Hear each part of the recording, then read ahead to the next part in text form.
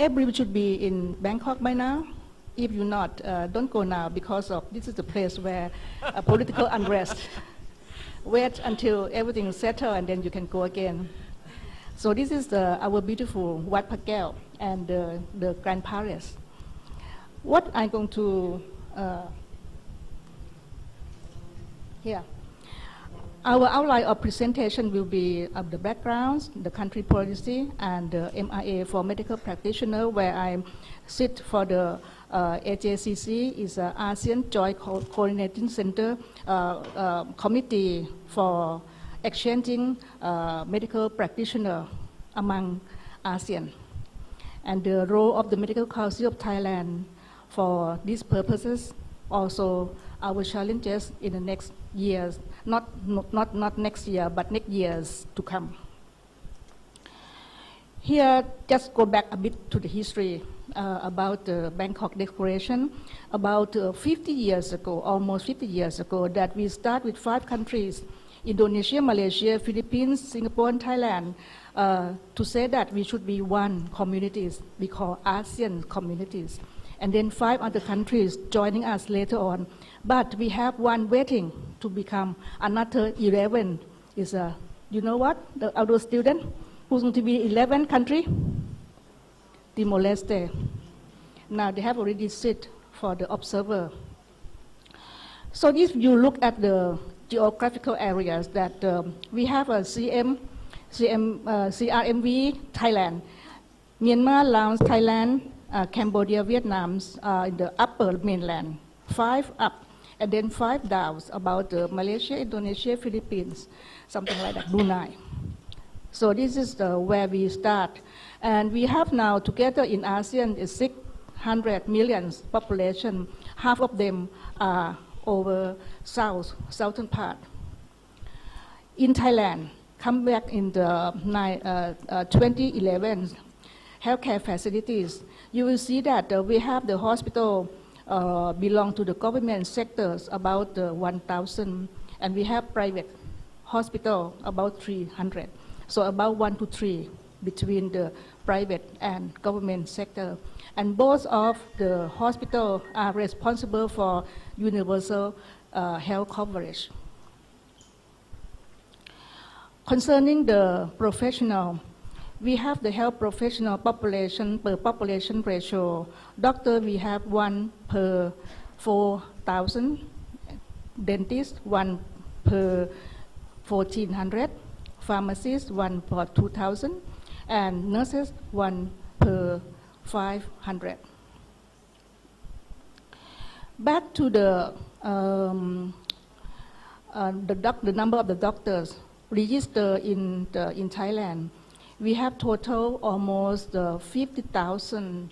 I would say that this is the latest number, official registration in December last year. But this year we have 2,000 more graduates. So I would say that now we close to 5,000 of physicians in Thailand. We have medical school who has graduates about 1,000 for the past many years, but for the last 10 years, we have changed. We have a special project to increase rural doctor. So we have had more doctors from 1,000 per year up to about 2,500 graduates per year now. We have the doctors are usually long life. So they're not retired yet, they still practice, and only about 2,000 pass away. And also only about 20 doctor has been revoked, the license has been revoked for malpractice as well as for something that is a criminal too much, they have to be put in jail for some criminal laws. Concerning specialists and specialty that we have been discussing in the morning, that we have faced the problem of we don't have enough specialists. Over here as well, that we face this problem of specialists. We have specialists in Thailand now about 40,000. General and major specialty, most of them. and subspecialty is about 5,000. The number is maybe not exactly like the truth one, because of some of them has 3 specialty altogether in one person. This is just intermission to see. This is a government complex who is now occupied by the some bodies, want to change the government. So we have to move out from the government complex to work somewhere else. Now, coming back to the country policy, I would focus on the policy concerning the migration of the doctor only. We have 3 major country policy. Number 1 is universal health coverage. Number 2 is medical and educational hubs. And number 3 is acceleration of the establishment of the ASEAN community by next year. You will see that number 1 and 4 and 2 is quite controversial. One is coverage for everybody in the country, and the other one is something like medical tourism. How can we use this policy, and how can we make that policy into action? It's very challenging, and I think that we can do. And I think that in Thailand we do by both strategy. The strategy of increase the GP doctor, increase the professional specialists, as well as some kind of intensive to the doctor who live in the rural area and remote area. The first policy is universal health coverage, focusing on 3: equity, accessibility, and quality. We have been doing the UC for more than 10 years now. In the first 10 years, accessibility is the main target. We have already accessed that target. But equity, we have the package, the standard package for treatment, prevention, and many things for this. And we still have to go on this equity process, especially for those who live in the remote area. But anyway, we try to use networking to help this equity. Quality is another problem that we have to see that everybody who lived in the urban and rural should receive equal quality. This is the data that from the National Security Office to increasing the national coverage of all Thai under public financial scheme. We have 3 schemes, but under UC, you can see that all Thai has come up to the national coverage. If you look at the next one is will be more. It's not going. Yeah, this one is elaborate more in colors. That we have the blue color for the UC, the University Health Coverage. Now is about 48 million people have access to our UC system. The other one is for the SSS, the Social Security Scheme, the one who work with the company. And the green one is for the government people. We have covered altogether more than 99%.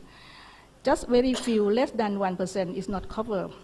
I asked why they not covered, because we should have coverage since they was born. When the baby was born and get the Social Security numbers for 13 number, they have already accessed UC, and they can go anywhere to treat as a patient. So they said that there have been some bodies who has been not registered yet. They have rights, but they're not registered. Something like some people who stay in prison, some people who become a Buddhist in the religion. Those people, they access, but they have not used the package as yet. But the office tried to remember and correct this thing. Something like for the newborn babies, all newborn baby who was born will be registered at birth on everybody's, even though they're not come for the treatment yet.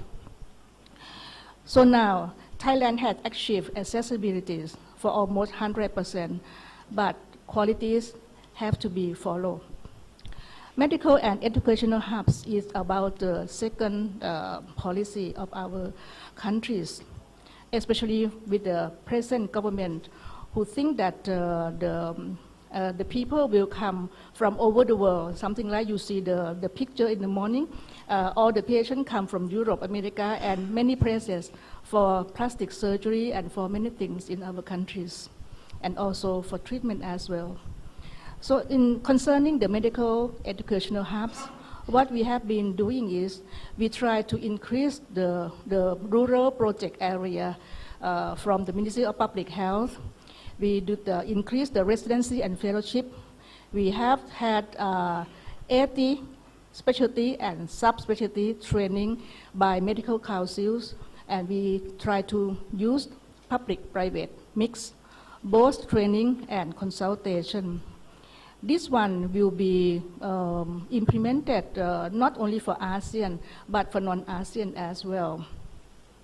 We have movement of Thai specialists, something like we have a lot of specialists from Thailand practice in America and UK, and they will come home in the next year or two because of the working in America is not like home. So we try to get them back to practice in Thailand. And also we welcome foreign experts. I would say that expert because of when we talk in ASEAN countries, almost everybody welcome the expert for exchange, not for practice, teaching, consultation, and sometimes short practice for demonstration or something like that. Now come to the most important things about the policy in Thailand for the AEC, ASEAN Economic Communities. Since we have to establish ASEAN community by the end of next year, you remember that if you follow the AEC, the ASEAN community, they said that by 2015, everybody thinks it's going to be the 1st of January next year. But then it's very clever. The government mentioned that next year can be December 31st.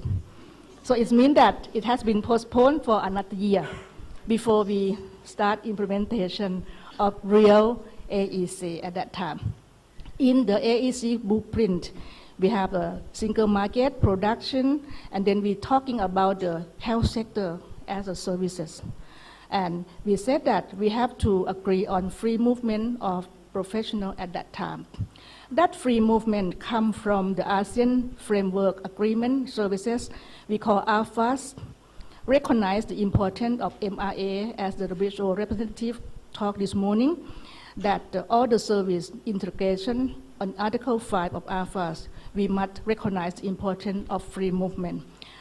However, if you look at the movement, we see that in the MRA of the sector, we said that we have to enable the qualification of services supplier with recognized by the relevant authority in the home countries to be recognized by the others, but under domestic law and regulation. So MRA, we call the Mutual Recognition Arrangement on the Medical Practice. We have signed 3 professional medical doctors, dentists, and nurses. Of course, we have some other things, but engineer and architects, but in health system, only 3 that has been signed. There are 4 objectives. Number 1 is facilitate mobility of MP within ASEAN, exchange information, promote adoption of best practice, and provide capacity building or training of MP. The most important thing is facilitate mobility of healthcare professionals within ASEAN. We agree on the, we have been meeting for about 10 meetings between doctors in 10 ASEAN countries. And the next one will be next week in Vietnam. So far, we agree that the temporary registration focus that we should facilitate mobility on temporary basis. It can be any countries. Some country can facilitate both public and private. Some country facilitate private first, public first. And then after 2 years, it can become a government section, something like that, or somebody want to come into the government first and then go to the private. And some countries, something like Singapore, they allow only 4 years on the top, that you can stay for 4 years, not more than that, unless you have some other assignments. This is the roadmap for every country to follow. I think that everybody have already followed this. Number one is the basic qualification of MD. I think that everybody has 5 or 6 years of medical school, so it's more or less equivalent. The postgrad qualification, there have been 2 types of the postgrad qualification. Some will be MS and PhD, and some will be something like the boards. With something in Thailand, we call the Thai boards of specialty, that we have 81 specialty and subspecialty. We agree on we have to do the core competencies, both basic and specialist, focusing on ethics and, of course, the continued professional development. Something in Malaysia, they have passed the act last year for continued professional development. They have to register every year, to become a good standing for practice.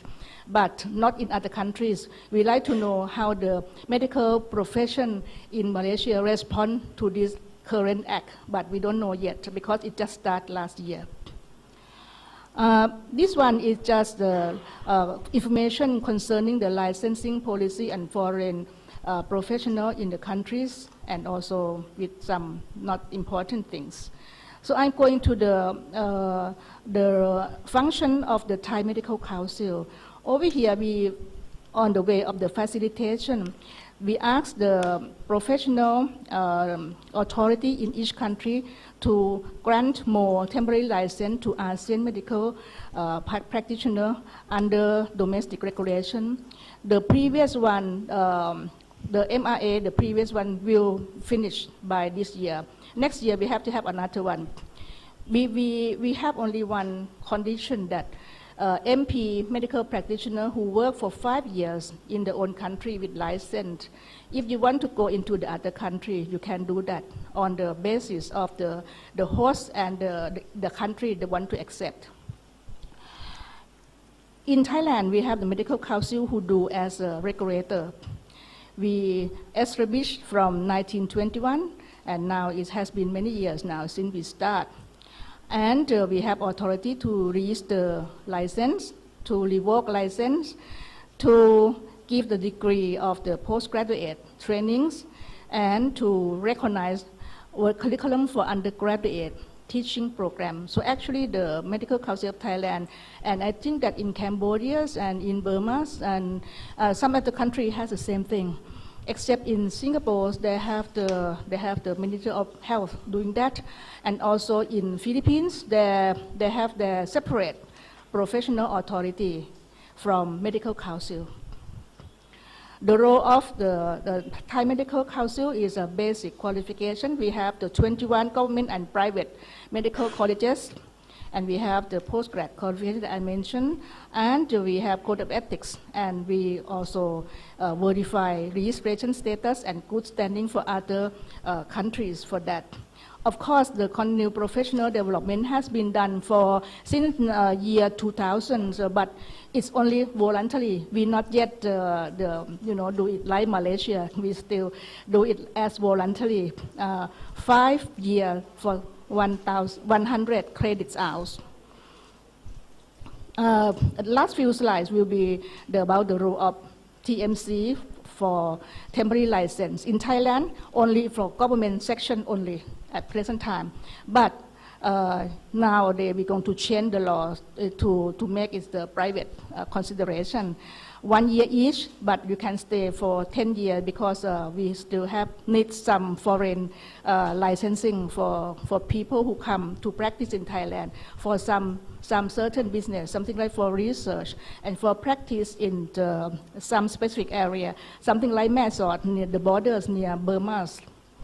Permanent licensing, of course, every country, including Thailand, do the same thing. You have to pass the examination or for the registration, you have to recognize the medical school, the graduates, and you have to hold valid license before you can come and sit for examination with native language. So this is if you want to come to practice in Thailand, we have now about 200 graduates who have passed a permanent license in Thailand and practice here.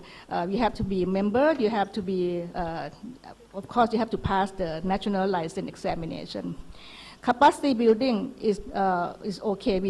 We have been advanced in English program in ASEAN, and we do a resident and fellowship training for ASEAN short course workshop, and we're going to change a little bit about our act to accept more of the non-Thai for the complete residency training full course.